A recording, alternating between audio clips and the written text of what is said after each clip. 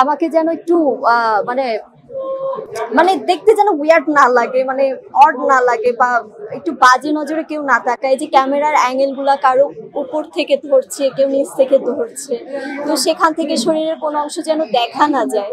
এই জন্যই আসলে আমি এই লুকটা ধারণ করছি, যেন জাস্ট নিজেকে সেফ রেখে চলতে চাই। আমি চাই যে আমাকে দেখবে স্ক্রিনে দেখবে। আপনি সিঙ্গেল, তাহলে মনে হয় সুযোগ আছে। আপনার মতো সুন্দর কথা জানতে হবে, তার সুন্দর করে হাসতে হবে, তার আল্লাহ যদি রহমত রাখে হজ করে নিজের জায়গা পরিবর্তন করবে। শাবানা ম্যাম কিন্তু একজন হিরোইন ছিল। তিনি বাংলাদেশের সবারই জনপ্রিয় একজন নায়িকা।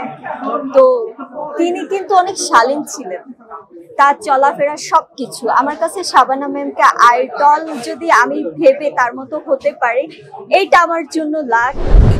দেখুন, পোশাক বলেন যাই বলেন, প্রতিটা মানুষের কিন্তু ব্যক্তিগত ব্যাপার থাকে যে আমি কিভাবে চলবো, আমার চলাফেরা কেমন হবে।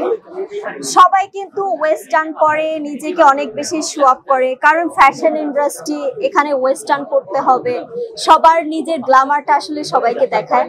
কিন্তু আমি একটা দিন চিন্তা করলাম, সবাই তো অনেক গ্ল্যামার শো করে, বা আমি আসলেই চাই, কারণ যখন 10 জন গ্ল্যামারাস ওয়েস্টার্ন লুকের থেকে যখন আমি একজন একটু আলাদা চলবো, মনে হয় যে আমি ক্যামেরায় পর্দায় আমি যখন অ্যাক্টিং করবো, আবার ক্যারেক্টার প্লে করার জন্য যে ড্রেস ক্যারি করার দরকার আমি করব।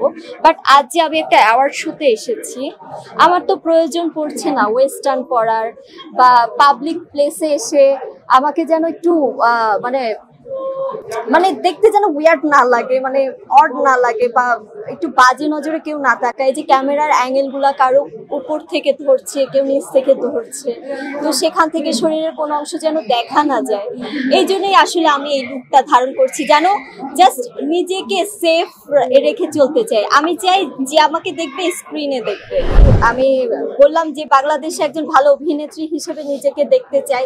যেদিন আমার স্বপ্নটা পূরণ হবে, সেদিন আমি সিনেমা ইন্ডাস্ট্রি ছেড়ে চলে যাব। আমি লং টাইমের জন্য আসলে ইন্ডাস্ট্রিতে আসিনি।